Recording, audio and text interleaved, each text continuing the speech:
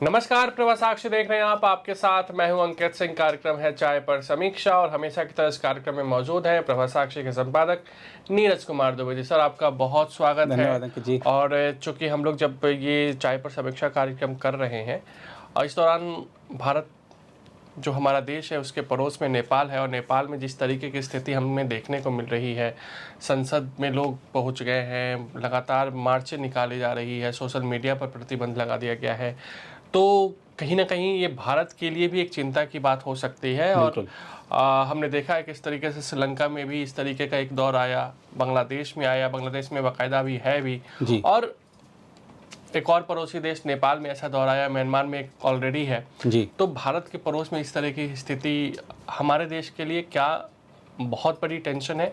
दूसरी चीज़, नेपाल में ऐसा क्यों हो रहा है? देखिए, जहाँ तक भारत की जो सुरक्षा चिंताएं, आपने सही कहा कि क्योंकि पड़ोसी देश है तो जब सीमाएं लगती हैं तो स्वाभाविक रूप से और नेपाल के साथ तो सीमा ऐसी है कि आप वहाँ आ जा सकते हैं, बिल्कुल आ जा सकते हैं कोई, और रोटी बेटी का रिश्ता है। कोई वीज़ा पासपोर्ट की आपको ज़रूरत नहीं है, तो जब आप आसानी से बसें यहाँ से जाती हैं, लोग अपना स्कूटर गाड़ी से सुबह जाते हैं वहाँ पे, नेपाल से आते हैं, यहाँ पे काम करते हैं, चले जाते हैं। बिहार में जब SIR हो रहा था तो सबसे ज़्यादा लोगों की शिकायत इस बात की थी कि भैया मेरी शादी यहाँ हो गई, मेरा मायका नेपाल का है, नेपाल के वोटर ID मैं अपने माता पिता का कहाँ से लाऊंगी जी, और आप मुझे कैसे नागरिकता दोगे, नहीं दोगे? तो ये तमाम ऐसी बातें थी जो SIR के दौरान भी देखने को, तो नेपाल के साथ रिश्ते बिल्कुल रोटी बेटी वाले रिश्ते हैं, बिल्कुल सही बात है। और दूसरा क्या है कि जब सीमाएं, जब कोई बाढ़ नहीं हो, सब कुछ सब एकदम खुला हुआ है, तो असुरक्षा की भावना आना स्वाभाविक है कि भैया, और तभी सिक्योरिटी भी वहाँ पे बढ़ा दी गई है। और जिस तरीके के काठमांडू में हालात बन रहे हैं, वहाँ पर कर्फ्यू लगा दिया गया है, मुनादी की जा रही है सड़कों पर, लोगों से घरों में जाने की अपील की जा रही है, छतों पर नहीं खड़े हों ऐसी घोषणाएँ की जा रही हैं। तो लग रहा है कि हालात तनावपूर्ण हो गए हैं, क्योंकि प्रदर्शनकारी सारे युवा हैं। इन युवाओं के समर्थन में नेपाल की जो चाहे वो उनके वहाँ पे फिल्म स्टार हों, चाहे और भी बड़ी हस्तियाँ हों, सब उतर आए हैं। क्योंकि देखिए, जो युवा शक्ति ने अगर कुछ ठान लिया है, और ऐसा सिर्फ नेपाल में नहीं, पूरी दुनिया में आप देखिए, युवा शक्ति ने अगर कुछ ठान लिया, तो परिवर्तन का सोच लिया है, तो वो करके रहते हैं। तो बांग्लादेश में भी हमें देखने को मिला था सर। जी बिल्कुल। तो युवा शक्ति जो फिर वो परिणाम जो होता है ना, वो आप उसकी कुछ गारंटी दे नहीं सकते कि होगा क्या, सकारात्मक होगा, नकारात्मक जी। और वहाँ पर जिस तरीके से बड़ी संख्या में युवाओं को गोलियां लगी हैं, आज जो प्रदर्शनकारियों पर गोलियां चली हैं, तो अभी तो कुछ ही लोगों की मृत्यु की खबर है। अगर मृत्यु का आंकड़ा बढ़ता है, आक्रोश भी बढ़ेगा। और ये जो सारा का सारा KP शर्मा ओली जो सरकार चला रहे हैं, मुझे लगता है कि शायद उसके जाने का समय आ गया। क्योंकि देखिए, वो उन्होंने क्या किया, एक तो क्या था कि आप पूरे अगर हम घटनाक्रम को देखें, तो घटनाक्रम जैसा आपने सवाल भी पूछा कि क्यों हो रहा है, हो इसलिए रहा है क्योंकि KP शर्मा ओली अपनी जनता की भावनाओं को समझ नहीं पा रहे हैं। एक तो उन्होंने नेपाल को भारत विरोधी खेमे में खड़ा कर दिया है, नेपाल को पश्चिम विरोधी खेमे में खड़ा कर दिया है, नेपाल को जापान विरोधी खेमे में खड़ा कर दिया है। सिर्फ चीन से उनका काम चल जाएगा ऐसा वो सोचते हैं। अब वो ठीक है कि आपकी जो विचारधारा है, जो माओवाद की, चीन के करीब होने की, कम्युनिस्ट होने आप हैं, तो ठीक है, आपको जो झुकाव वहाँ पर स्वाभाविक है, लेकिन आपकी विचारधारा आपकी राष्ट्रभक्ति पर हावी नहीं हो सकती है। और आप जिस तरीके से संबंध बिगाड़ते हैं, अभी हमने देखा जब तियानजिन में जब SCO समिट हुआ, तो माना जा रहा था कि भारत और नेपाल के बीच में द्विपक्षीय वार्ता हो सकती है। लेकिन जिस तरीके से जब हमने देखा भी, उससे ठीक पहले जब भारत और चीन ने घोषणा की कि लिपुलेख दर्रे से हम ट्रेड करेंगे, तो नेपाल की तरफ से आपत्ति जताई गई कि नहीं, वो तो हमारा इलाका है। भारत ने स्पष्ट किया कि भैया तथ्यों को पे ध्यान दीजिए, इस तरीके की बात मत करिए। तो वो भारत को नागवार गुजरा था, और उसके बाद वो मुलाकात, जो द्विपक्षीय मुलाकात होनी थी, वो टाल दी गई, स्थगित कर दी गई। और यही मुद्दा उन्होंने राष्ट्रपति शी जिनपिंग के साथ उठाया तो वहाँ से भी टका से जवाब मिल गया कि ये जो मुद्दा है ये भारत और नेपाल का, आप आपस में सुलझाइए, हमारे को बीच में मसला ही है। तो वहाँ पर उनको झटका लगा। अभी जो वहाँ पे सैन्य परेड हुई चीन की, वहाँ पर जापान ने उनको मना किया कि आप वहाँ पर मत जाइए, क्योंकि अभी भी उस परेड के पीछे जापान विरोधी भावनाएं हैं। लेकिन वो वहाँ पर फिर भी गए, क्योंकि उनको वहाँ पर शी जिनपिंग के सामने खड़ा होना था कि भाई उन्होंने 25 देशों के राष्ट्राध्यक्षों को बुला रखा है उस परेड में, तो वो वहाँ पर थे, अपनी उपस्थिति दर्ज कराई उन्होंने।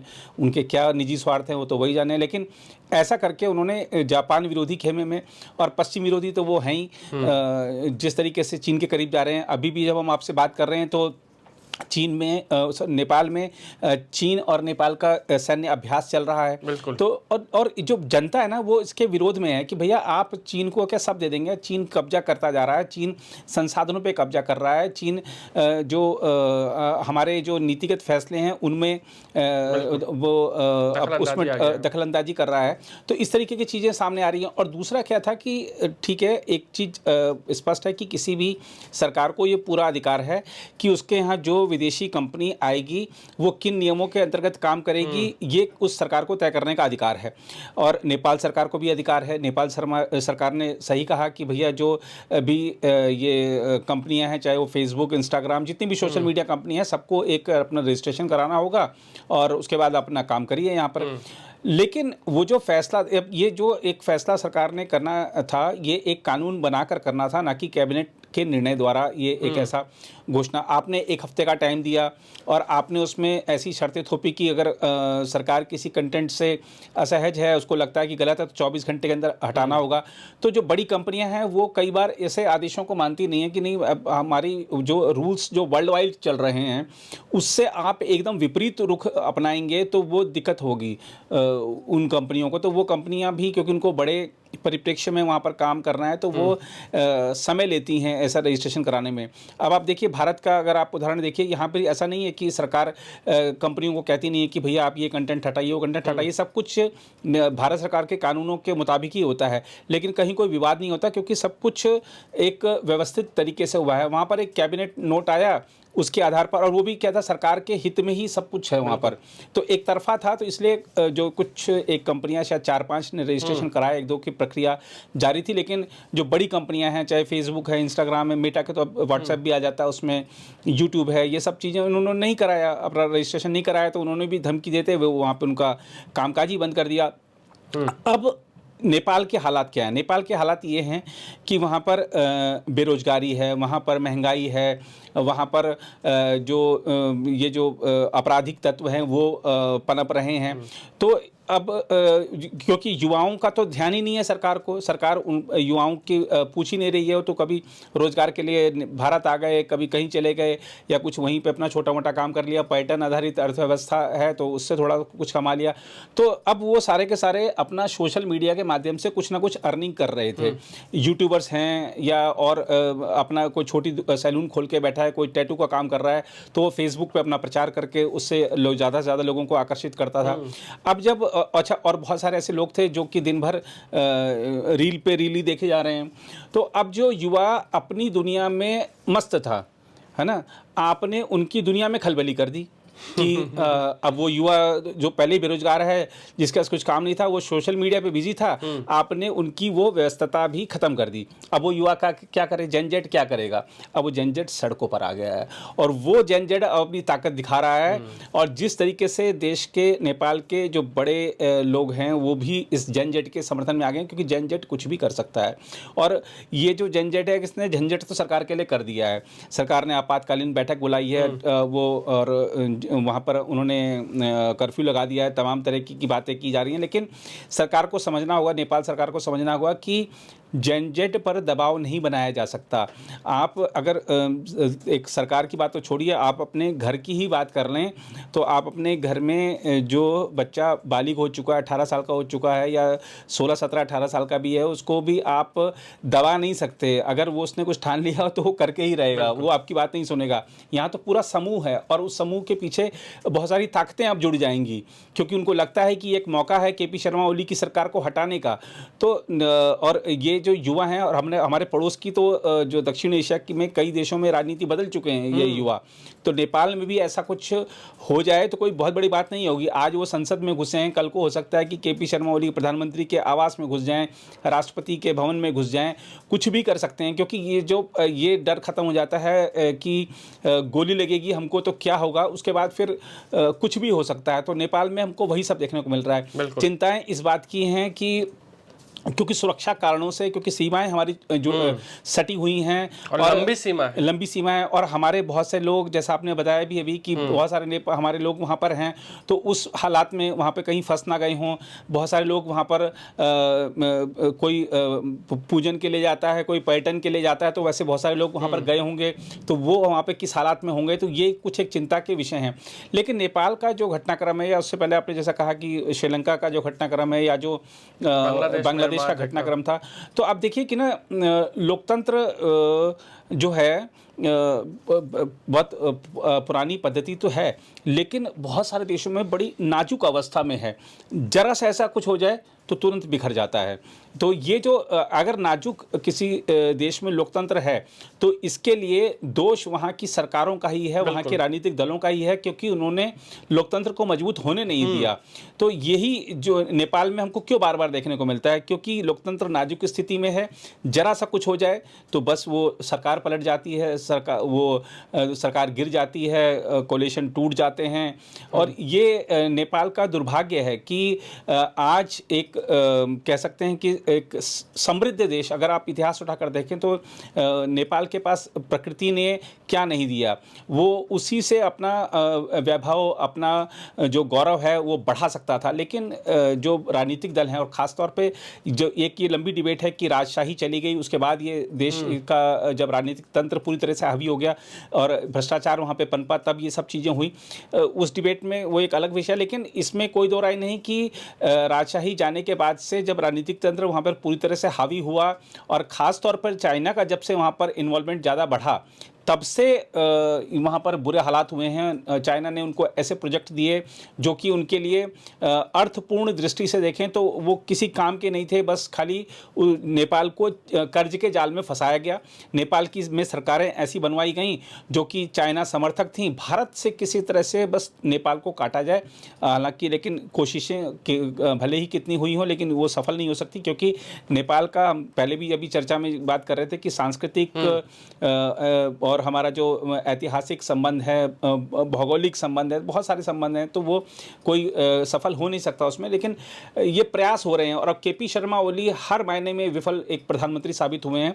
उनका शायद भारत दौरा होना था, जो कि अभी हमारे विदेश सचिव विक्रम मिश्री वहाँ पर गए भी थे, उनको न्योता देकर भी आए थे, होना था दौरा, लेकिन वो जो उन्होंने स्टैंड लिया कि ये इंडिया चाइना ट्रेड उस रूट से नहीं होना चाहिए, उसके बाद शायद वो दौरा भी मुझे लगता है कि खटाई में पड़ता नज़र आ रहा। तो चिंता का विषय ज़रूर है।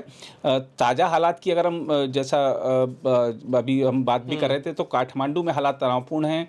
युवाओं को जिनको गोली लगी है, मौतों की संख्या बढ़ती है, तो कुछ भी हो सकता है नेपाल में आने वाले दिनों में। अब हम दूसरे टॉपिक की ओर बढ़ते हैं, और मुझे लगता है कि इससे बड़ा टॉपिक फिलहाल तो नहीं है जी, वो है जीएसटी। जीएसटी को लेकर केंद्र ने जिस तरीके से फैसला लिया, शायद बहुतों को इस बात की उम्मीद नहीं थी जी कि इतना बड़ा फैसला हो सकता है। उसका इम्पैक्ट क्या होगा, इकोनॉमी पे इम्पैक्ट क्या होगा, जो टैरिफ है जो ट्रंप ने लगाया है, क्या उसको देखते हुए फैसला लिया गया, तमाम चर्चाएं जरूर हो रही है। आप इसको कैसे देखते हैं, और जनता के लिए कितनी बड़ी राहत? नहीं, देखिए, जनता के लिए तो बहुत बड़ी राहत है ही। अब सरकार ने तो बल्कि एक टूल भी जारी कर दिया है। उसमें टूल में आप जाके देख सकते हैं कि मसलन आप उसमें अपने कुछ आप जो भी आप लेने वाले थे, या आप जो अब तक ले रहे थे सामान, उसकी आप सूची डालिए उसमें आपको करंट का वो रेट आ जाएगा, 22 तारीख से क्या रेट लगेगा वो आ जाएगा। तो आपको हाथ क्या पता लग जाएगा कि मेरे को क्या फ़ायदा होने जा रहा है, और सरकार ने मुझे कितनी बड़ी राहत दी है। और प्रधानमंत्री नरेंद्र मोदी चौंकाने वाली राजनीति करते ही हैं। हमने देखा था कि इस बार के बजट में जब लोग ये सोच रहे थे कि जो इनकम टैक्स स्लैब में चेंज होगा तो हमको 2 लाख रुपए तक का और बेनिफिट हो जाएगा, 12 लाख रुपए तक की आय को अब उन्होंने वो से डबल कर दिया उन्होंने। कर मुक्त कर दिया। हमने देखा कि अगस्त की शुरुआत में जब डोनाल्ड ट्रंप ने कहा कि भैया जो रशिया और इंडिया की अर्थव्यवस्थाएं हैं वो डेड हैं, मृत अर्थव्यवस्थाएं हैं, अब प्रधानमंत्री ने उसका व्यवहारिक जवाब दिया है। अब आप देखिएगा कि 22 तारीख से, और बहुत सारे क्योंकि कंपनियां ये ऐलान कर चुकी हैं कि हम आपको अभी से वो छूट देने को तैयार हैं, तो लेकिन हमारे यहाँ क्योंकि पितृपक्ष चल रहा है भारत में, तो उसमें बहुत सारी खरीदारी होती नहीं है, कुछ नया काम होता नहीं है। तो लेकिन 22 तारीख से जब ये एक त्योहारों की शुरुआत होगी, तब उसके जो आंकड़े, जो ये 3 महीने वाले जो आंकड़े जब सामने आएंगे, तब डोनाल्ड ट्रंप को जवाब मिलेगा कि आपने कहा था डेड इकोनॉमी, लेकिन ये तो आपकी जो अर्थव्यवस्था है उससे भी तेज गति से आगे बढ़ने वाली अर्थव्यवस्था है।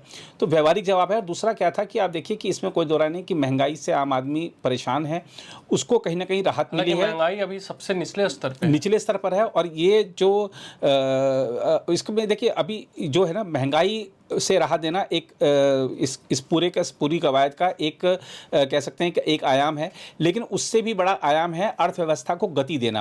अब आप देखिए कि जब हमारे पास पैसे ज़्यादा बचेंगे तो हम खरीदारी ज़्यादा करेंगे, मांग ज़्यादा बढ़ेगी, रोजगार के अवसर बढ़ेंगे, तो अर्थव्यवस्था के हर क्षेत्र को गति देना। इसलिए आप देखेंगे जो ये जो जीएसटी में जो 2.0 जो सुधार हुए हैं, इसमें अर्थव्यवस्था के हर क्षेत्र को छुआ गया है।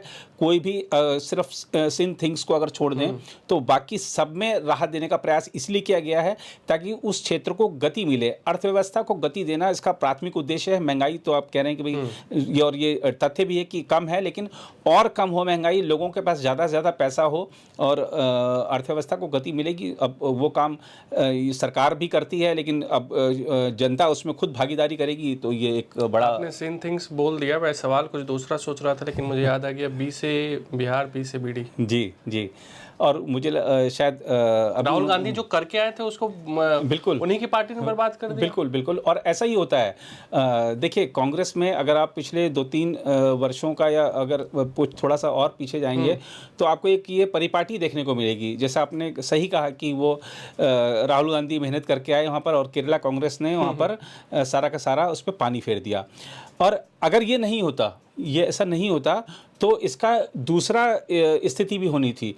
अब होता क्या कि बिहार कांग्रेस ने बहुत बड़ी मेहनत करी, तो जाके राहुल गांधी पानी फिराते। तो मैं वही कह रहा हूँ, आपको 4-5 साल का आप उठा के देखेंगे, तो या तो पार्टी मेहनत करती है और राहुल गांधी पानी फेरते हैं, या फिर राहुल गांधी मेहनत करते हैं और पार्टी पानी फेरती है। तो वो आपको हर राज्य में ये देखने को मिलेगा। बिल्कुल। ट्रंप क्या दबाव में आ गए हैं, या दबाव में लाने की कोशिश जो कर रहे थे वो अपने ही जो चाल है उसके मुताबिक बैकफुट पर जा चुके हैं? देखिए बैकफुट पर तो जाना निश्चित ही है, क्योंकि भारत की जो विदेश नीति है, भारत क्या किसी खेमे में नहीं है, भारत के खेमे में सब हैं।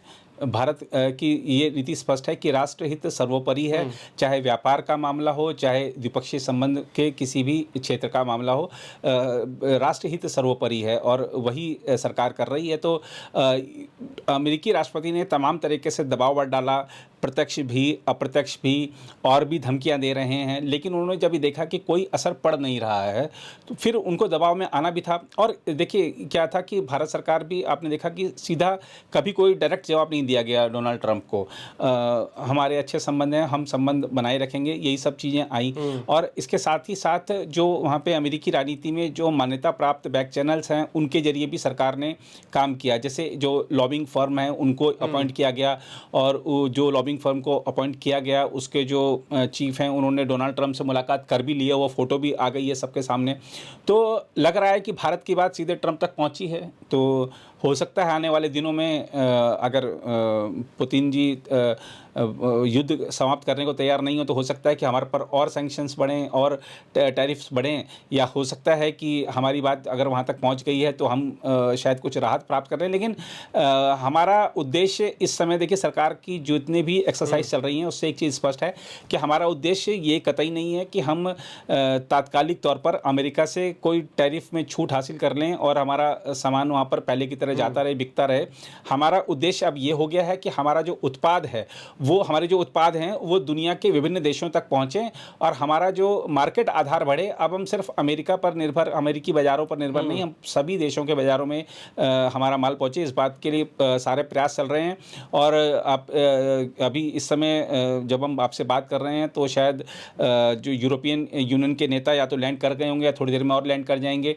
तो जो यूरोपीय देश हैं वो भी भारत के साथ FTA इस वर्ष के अंत तक करना ही करना है, ये लक्ष्य लेकर चल रहे हैं। भारत भी कह रहा है कि हमको समझौते करने में कोई दिक्कत नहीं है, लेकिन वो हमारे राष्ट्रहित, उसमें कहीं उनका अहित नहीं होना चाहिए, तो वो हमको देखेंगे। तो कई देशों के लोग यहाँ पर आ रहे हैं और अमेरिकी जयशंकर जी ने, अभी विदेश मंत्री जयशंकर जी का भी आज का ही ट्वीट था जिसमें उन्होंने दिखाया कि एक अमेरिकी राजनीतिज्ञ उनसे मिले हैं।